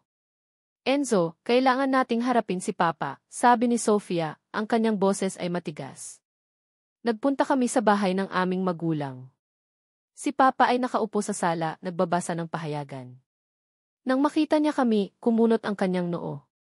Anong ginagawa niyo rito? Tanong niya, ang kanyang boses ay malamig. Papa, kailangan nating mag-usap, sabi ko, at inilapag ko ang folder sa mesa. Tungkol dito. Kinuha niya ang folder at binasa ang mga dokumento. Ang kanyang mukha ay namutla. Hindi. Hindi ito totoo, bulong niya. Papa, bakit? Bakit mo ginawa ito? Tanong ko, ang aking boses ay puno ng sakit. Bakit mo sinira ang buhay ni Adela? Bakit mo pinilit si Mang Tony na iwan ang anak niya? Napayuko siya, ang kanyang mga balikat ay nanginig. Ginawa ko lang iyon para sa kapakanan ng pamilya, Lorenzo. Para sa reputasyon natin. Hindi ko alam na magiging ganito ang mangyayari. Biglang bumukas ang pintuan. Si Mang Tony. Ang kanyang mukha ay puno ng sakit at hapis. Mang Tony, anong ginagawa niyo rito? Tanong ko. Nilingon niya si Papa at pagkatapos ay si Adela. Ang kanyang mga mata ay puno ng luha. Adela. Anak ko't bulong niya at lumapit siya kay Adela. Napayuko si Adela, ang kanyang mga mata ay puno ng luha. Ang kanyang puso ay tila taning sa pagitan ng galit at sakit. Biglang lumuhod si Mang Tony sa harap ni Adela, ang kanyang mga luha ay patuloy na umaagos. Anak, patawarin mo ako, bulong niya, ang kanyang boses ay nanginginig. Patawarin mo ako sa lahat. Sa hindi ko pagtulong sa iyo. Sa hindi ko pagiging ama mo. Patawarin mo ako. Nakatitig si Adela sa kanyang ama, ang kanyang mga mata ay puno ng luha. Ang kanyang puso ay tila taning sa pagitan ng galit at sakit. Ang sakit ng nakaraan ay bumalik, kasama ang sakit ng pagiging tinanggihan. Pero sa kanyang mga mata, nakita ko rin ang isang bahagi ng pag-asa. Ang pag-asa na sa wakas, ay magiging buo na ang kanyang pamilya. Ang pagluhod ni Papa sa harapan ko, ang kanyang mga luha na dumadaloy sa kanyang mukha, ay tila nagpapahinto sa aking mundo. Ang kanyang paghingi ng tawad ay nagdala ng isang alon ng sakit at galit, pero kasabay nito ay ang isang kakaibang paggaan sa aking dibdib. Ang sugat na matagal nang nakatago ay unti-unting gumagaling. Nakatitig ako kay Papa, ang aking mga mata ay puno ng luha. Ang alaala ng gabing itinaboy niya ako ay sariwa pa rin sa aking isip, ang mga salita ni Mama na tila kutsilyong tumutusok sa aking puso. Ngayon, narito siya, humihingi ng tawad. Papa, bulong ko, ang aking boses ay nanginginig. Inangat niya ang kanyang tingin, ang kanyang mga mata ay puno ng pagsisisi. Anak, patawarin mo ako. Patawarin mo ako sa lahat ng nagawa kong mali. Ginawa ko iyon dahil sa takot. Takot sa sasabihin ng mga tao. Takot na masira ang pangalan natin. Pero mali ako. Mali ako sa pagtalikod ko sa iyo. Niyakap ko siya ng mahigpit, ang aking mga luha ay patuloy na umaagos.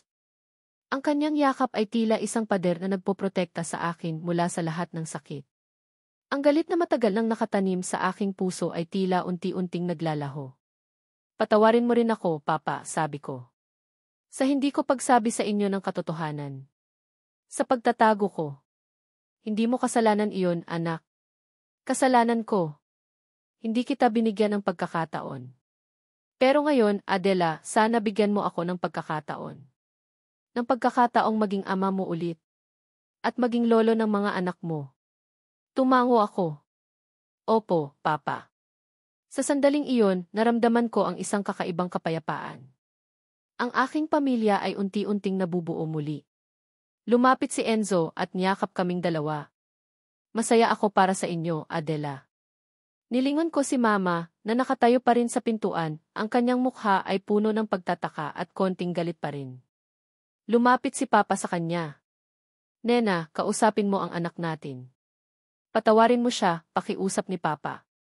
Umiwas ng tingin si Mama. Hindi ko alam ang sasabihin ko. Ang lahat ng kahihiyang ito. Nena, ang anak natin ito, sabi ni Papa. At mga apo natin ang mga bata. Kailangan natin silang tanggapin. Nilingon ako ni Mama, ang kanyang mga mata ay puno ng luha.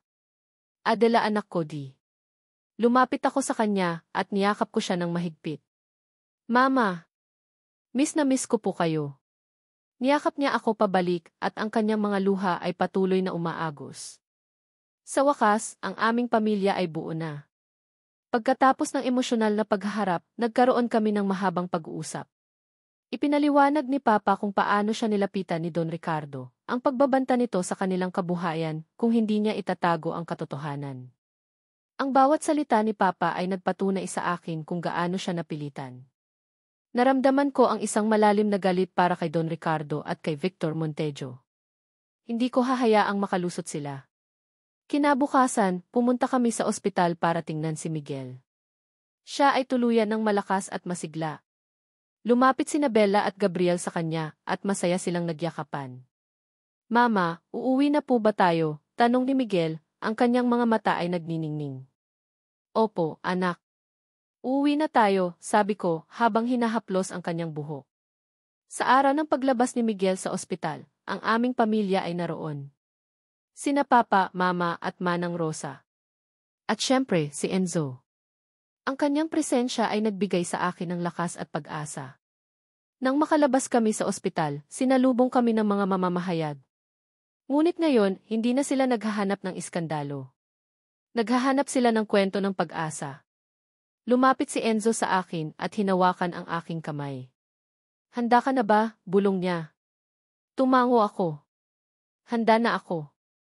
Niyakap niya ako at hinalikan ang aking noo. Lalaban tayo, Adela. Magkasama. Sa korte, ang laban ay mahirap. Si Attorney Victor Montejo ay walang tigil sa pagtatangka na siraan ako.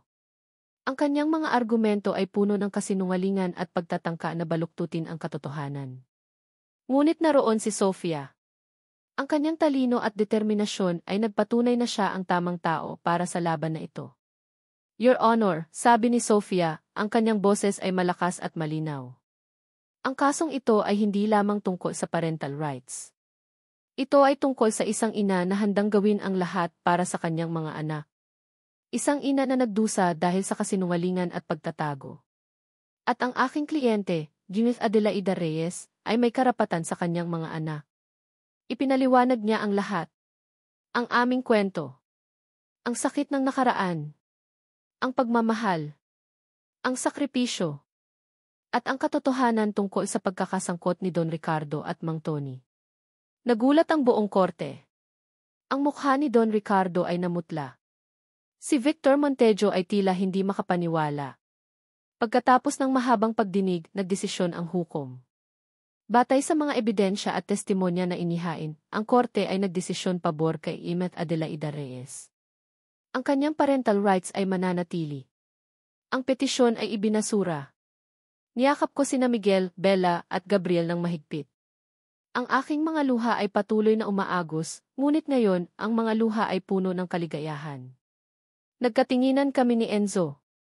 Ang kanyang mga mata ay puno ng pagmamahal. Nanalo tayo, bulong niya. Nanalo tayo, sagot ko. Nang makalabas kami ng korte, sinalubong kami ng aming pamilya. Sina Papa, Mama, Manang Rosa. At ang aming mga anak. Ang lahat na nangyari ay tila isang masamang panaginip. Pero ngayon, gising na kami. At ang aming buhay ay nagsisimula na muli.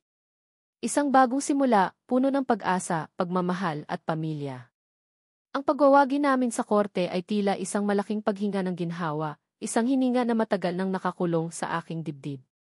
Nakita ko ang ngiti sa mukha ni Adela, ang ningning sa mga mata ni na Miguel, Bella at Gabriel. Sa wakas, ang aming pamilya ay ligtas, buo at malaya. Ang hustisya ay nananaig.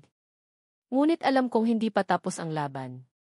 Ang aming pagwawagi ay panimula pa lamang.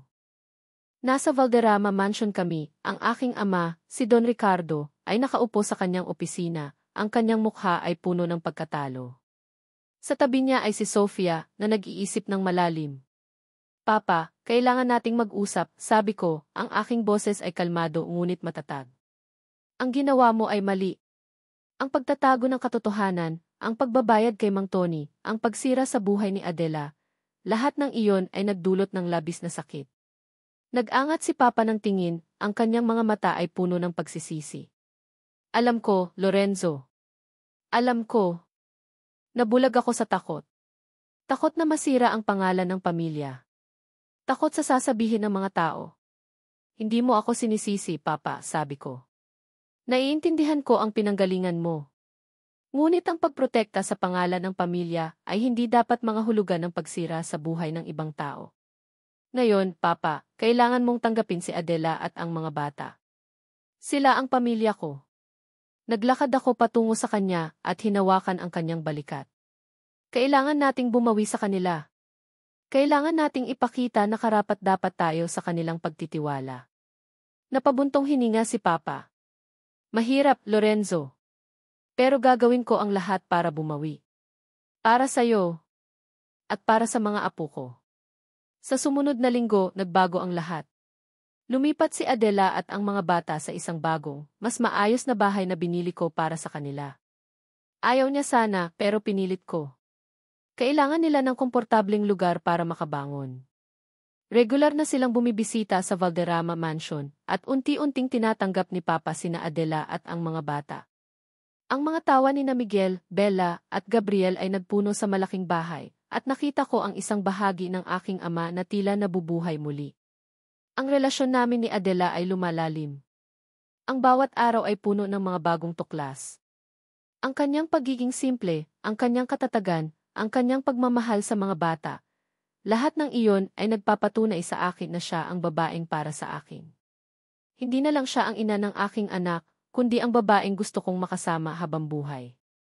Isang gabi, habang kumakain kami ng hapunan sa bahay ni Adela, kasama ang mga bata, biglang nagring ang aking cellphone. Isang unknown number. Hello, sabi ko. Dolphy Valderrama, isang tinig na pamilyar, puno ng galit at pagbabanta. Si Bianca. Hindi pa tapos ang laban. Akala mo ba mananalo ka?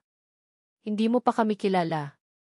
Bianca, ano na naman ba ang gusto mo? Tanong ko, ang aking boses ay matigas. Sisirain ko ang lahat ng mayroon ka. Ang pamilya mo. Ang reputasyon mo. Ang babaeng iyan. Wala kang matitira, sabi niya, ang kanyang tinig ay puno ng galit. Pagkatapos noon, pinutol niya ang tawag. Naramdaman ko ang isang malalim na kaba. Alam kong hindi pa tapos ang lahat. Alam kong gagawa sila ng paraan para saktan kami. Kinaumagahan, nakatanggap ako ng tawag mula sa ospital. May problema. Dolphy Valderrama, kailangan po kayong pumunta rito. May emergency, sabi ng nurse. Nagmadali ako papunta sa ospital. Pagdating ko, nakita ko ang kaguluhan. Ang mga nurse ay nagtatakbuhan. Ang mga doktor ay abala. Anong nangyari? Tanong ko sa isang kasamahan ko. May nagpapasabog, Dolphy. Sa supply room. May mga nasugatan. Nanlaki ang aking mga mata. Sabotahe. Ito na ang ganti ni Bianca at Victor. Mabilis akong tumakbo patungo sa supply room. Nakita ko ang usok, ang mga sirang gamit, ang mga nasugatang pasyente at staff. Nagsimula akong tumulong, ang aking isip ay abala sa isang tanong, hanggang kailan ito? Habang abala ako sa pagtulong, narinig ko ang boses ng isang babae. Enzo! Tulungan mo ako. Nilingon ko ang direksyon ng boses. Si Bianca. Nakahiga siya sa sahig, ang kanyang binti ay duguan. Ang kanyang mga mata ay puno ng takot. Ang hiyaw ni Bianca ay tila tumatago sa aking mga kalamnan. Nakita ko ang kanyang binti, duguan at nakahiga sa sahig, sa gitna ng kaguluhan at usok. Sa kabila ng lahat ng kanyang ginawa, ng lahat ng pagtatangka niyang saktan kami, ang instinct ko bilang doktor ay nanaig. Mabilis akong lumapit sa kanya. Bianca, anong nangyari? Ang kanyang mukha ay namumutla, ang kanyang mga mata ay puno ng takot. May sumabog. Enzo, masakit di. Sinuri ko ang kanyang binti. Isang malalim na hiwa at nakita ko ang buto. Kailangan niya ng agarang atensyon. Kailangan mo ng first aid. Nurse! Nurse, sigaw ko, habang tinatanggal ang aking medical gown para gamitin bilang panali. Dumating ang mga nurse at mabilis naming dinala si Bianca sa emergency room. Habang ginagamot namin siya, ang kanyang pag-iyak ay tila humahabol sa akin. Nang matapos ang operasyon, bumalik ako sa aking opisina. Ang isip ko ay puno ng mga tanong. Sino ang nagpasabog? Si Bianca at Victor ba ang nagplano nito, o biktima rin sila ng sarili nilang balak? Ilang oras ang lumipas, at bumalik ako sa recovery room para tingnan si Bianca. Gising na siya, pero mahina pa. Sino ang gumawa nito, Bianca? Tanong ko, ang aking boses ay kalmado. Umiyak siya. Hindi ko alam, Enzo. Hindi ko alam kung bakit. Pero ako ang nagplano ng lahat. Ako at si Victor.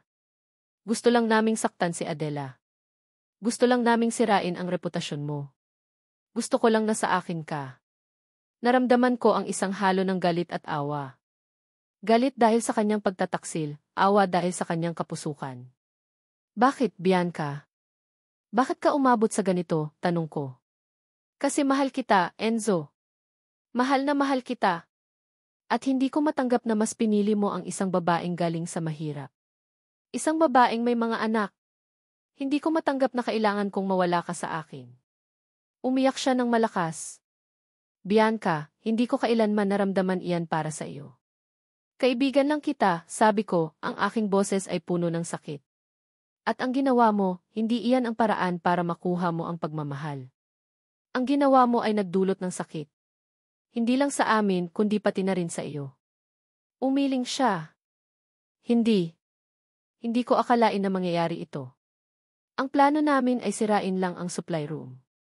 Para maipakita na incompetent si Adela, na mayroong mga kasamahan siyang masama. Hindi ang saktan ang sinuman.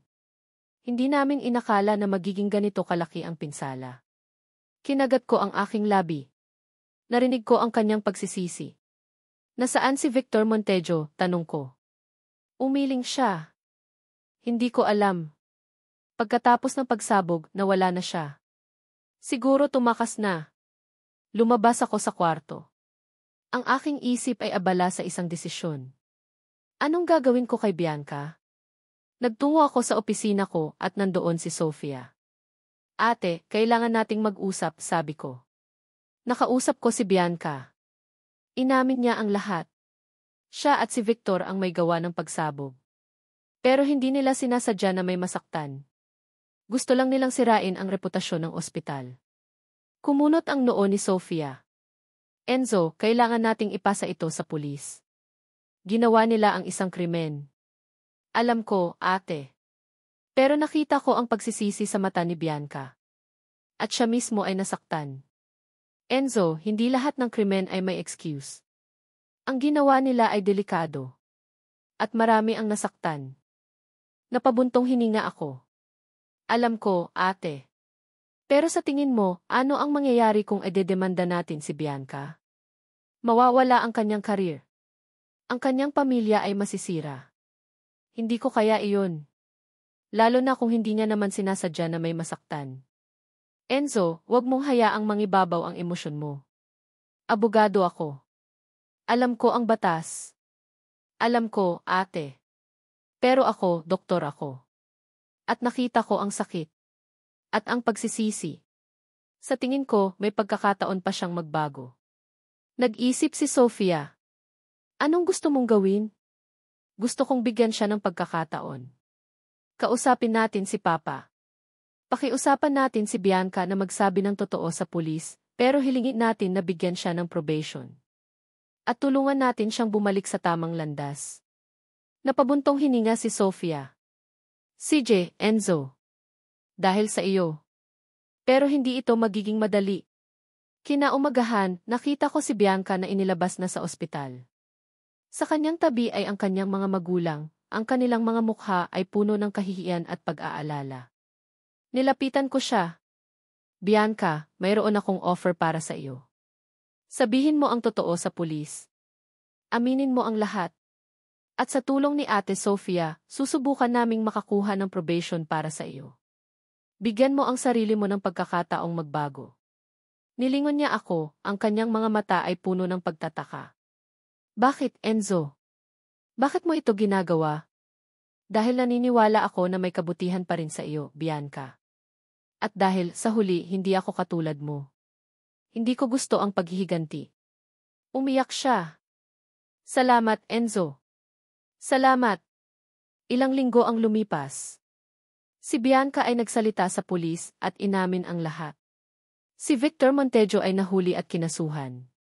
Si Bianca ay nabigyan ng probation at sinimulan niya ang kanyang pagbabago. Ang buhay ay unti-unting bumabalik sa normal. Si Miguel ay ganap ng malakas. Sina Bella at Gabriel ay masaya sa kanilang bagong bahay. At ang aming pamilya ay buo na. Isang gabi, habang nakaupo kami ni Adela sa labas ng bahay, pinagmamasdan ang mga bituin, hinawakan ko ang kanyang kamay. Masaya ka ba, Adela? Tanong ko. Ngumiti siya. Masayang-masaya, Enzo. Salamat sa iyo. Sa lahat ng ginawa mo para sa amin. Hindi mo kailangan magpasalamat, Adela. Mahal kita. At gagawin ko ang lahat para sa iyo at sa mga anak natin. Niyakap niya ako ng mahigpit. Ang kanyang yakap ay puno ng pagmamahal at pag-asa. Lumipas ang mga taon, at ang tahanan ni na Adela at Enzo ay naging isang kanlungan ng pagmamahal, tawanan at walang katapusang pag-asa. Ang dating bahay sa Tondo ay napalitan ng isang mas malaki at mas maginhawang tahanan sa isang tahimik na subdivision, kung saan ang mga bata ay malayang nakakapaglaro at nakakapag-aral. Si Miguel, ang batang may sakit sa puso, ay lumaki ng malusog at matalino. Ang kanyang mga mata ay nanatiling puno ng kuryosidad at pagmamahal. Siya ang panganay at madalas siyang maging kuya sa kanyang mga kapatid. Si Bella at Gabriel, ang kambal na minsan ay naging lihim, ay naging masigla at malikhaing mga bata. Si Bella ay mahilig magbasa at magpinta, samantalang si Gabriel ay masayahin at mahilig maglaro ng sports. At pagkatapos ng ilang taon, dumating ang isa pang biyaya, ang kambal na sina Luna at Sol. Ang kanilang pagdating ay nagdulot ng mas maraming kagalakan at pagmamahal sa pamilya. 5 na silang lahat, at ang bawat isa ay may kanya-kanyang kwento, ngunit iisa ang kanilang pinagmulan, ang pagmamahal na nagbuklod sa kanilang mga magulang. Isang mainit na linggo ng hapon, nagtipon ang buong pamilya sa isang malawak na parke para sa isang piknik. Ang mga bata ay masayang nagtatakbuhan, ang kanilang mga tawa ay umaalingaw sa hangin. Si Miguel ay nagtuturo kina Luna at Sol kung paano maglaro ng frisbee, habang sina Bella at Gabriel ay abala sa paggawa ng flower crowns. Nakaupo sina Adela at Enzo sa ilalim ng isang malaking puno, pinagmamasdan ang kanilang mga anak. Ang kamay ni Enzo ay nakayakap sa balikat ni Adela, at ang kanyang mga mata ay puno ng pagmamahal. Sino ang mag-aakala, Enzo, bulong ni Adela, ang kanyang mga mata ay nakatitig sa kanyang mga anak. Mula sa isang gabing puno ng takot at pagdududa, narito tayo ngayon. Isang pamilya. Ngumiti si Enzo. Ang pag-ibig, Adela, ay may sariling paraan para hanapin ang daan. At tayo, natagpuan natin ang isa't isa. At ang mga anak natin, sila ang patunay ng ating pagmamahal. Naalala ni Adela ang lahat ng kanilang pinagdaanan. Ang pagtanggi ng kanyang pamilya, ang kanyang pagiging mag-isa, ang kanyang takot na mawala ang kanyang mga anak.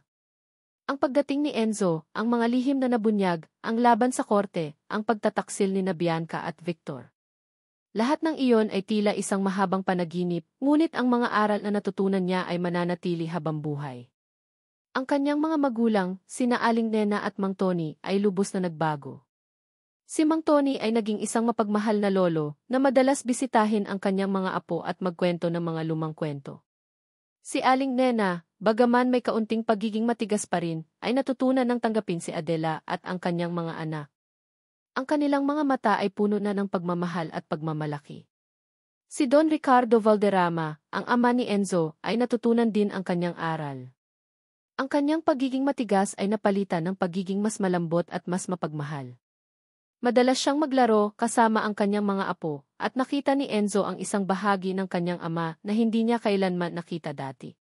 Ang pagtanggap ni Don Ricardo kay Adela ay nagpatunay na ang pag-ibig at pamilya ay mas mahalaga kaysa sa reputasyon at kayamanan. Si Sofia, ang kapatid ni Enzo, ay naging isang matalik na kaibigan at tagapayo ni Adela. Ang kanilang samahan ay nagpatunay na ang pamilya ay hindi lamang sa dugo, kundi sa pagmamahal at pagtitiwala.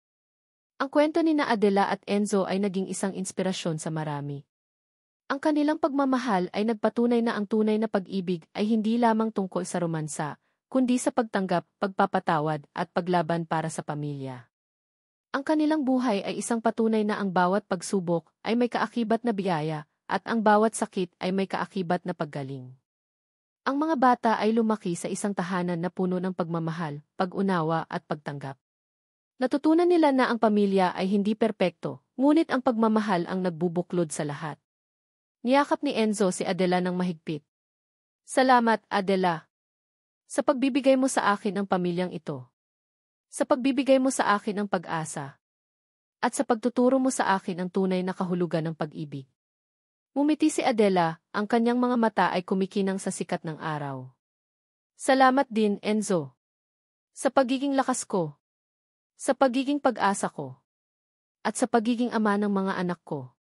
Ang kanilang mga labi ay nagtagpo sa isang halik na puno ng pagmamahal, pasasalamat at walang hanggang pangako. Ang kanilang kwento ay isang patunay na kahit gaano kahirap ang buhay, ang pag-ibig ay laging mananaig. Ang pag-ibig ay hindi lang nakikita, ito'y nararamdaman at sa bawat pagsubok, ito ay mas lalong lumalakas. Sa pamilyang binuo ni Adela at Enzo, natagpuan nila ang tunay na kahulugan ng walang hanggang pag-ibig. At dito nagtatapos ang kwento ni Adela at Enzo. Maraming salamat sa inyo, minamahal kong mga mambabasa, sa paglaan ninyo ng inyong oras at puso upang samahan ako sa bawat pahina ng kwentong ito. Isang malaking karangalan ang maging bahagi ng inyong paglalakbay sa mundo ni Adela, Enzo, at ng kanilang pamilya. Ang bawat salita na aking isinulat ay hango sa lalim ng aking damdamin na umaasang maibahagi ang init at katatagan ng pagmamahal. Ito ay hindi lamang isang simpleng naratibo, ito ay isang paglalarawan ng katapangan sa gitna ng unos, ng pagpapatawad na bumubuo ng tulay sa pagitan ng nakaraan at kasalukuyan, at ng pag-asa na nagliliwanag kahit sa pinakamadilim na gabi. Sa bawat kabanata, naramdaman ko ang paghinga ng bawat karakter, ang bigat ng kanilang mga pasanin, at ang liwanag ng kanilang mga pananampalataya. Ang paglikha ng mundong ito ay isang mahalagang bahagi ng aking buhay, at umaasa akong ito rin ay nagbigay ng kulay sa inyong mga araw. Naway ang kwentong ito ay magsilbing paalala na ang tunay na pag-ibig ay hindi lamang tungkol sa perpekto at walang dungis na simula, kundi sa kakayahang tanggapin ang bawat kapintasan at pagsubok na dumarating. Ito ay nasa pagpapatawad na nagpapalaya, at sa pag-asa na nagtutulak sa atin na bumangon muli, gaano man kabigat ang pagkadapa. Ang pamilya, anuman ang pinagmulan, ay isang muog na kung saan ang pagmamahal ay laging nanaiglaban sa lahat ng hamon. Sana'y ang mga aral na natutunan ni Adela at Enzo ay maging inspirasyon din sa inyong sariling mga paglalakbay. Mula sa kaibuturan ng aking puso, muli marami pong salamat. Umaasa ako na ang kwentong ito ay nag-iwan ng magandang tatak sa inyong mga puso. Kung mayroon kayong mga saloobin o anumang nais ibahagi, huwag mag-atubiling ipahayag. Ang inyong mga damdamin ay mahalaga sa akin. Paalam at nawai ang pag-ibig at pag-asa ay laging gabay sa inyong mga buhay.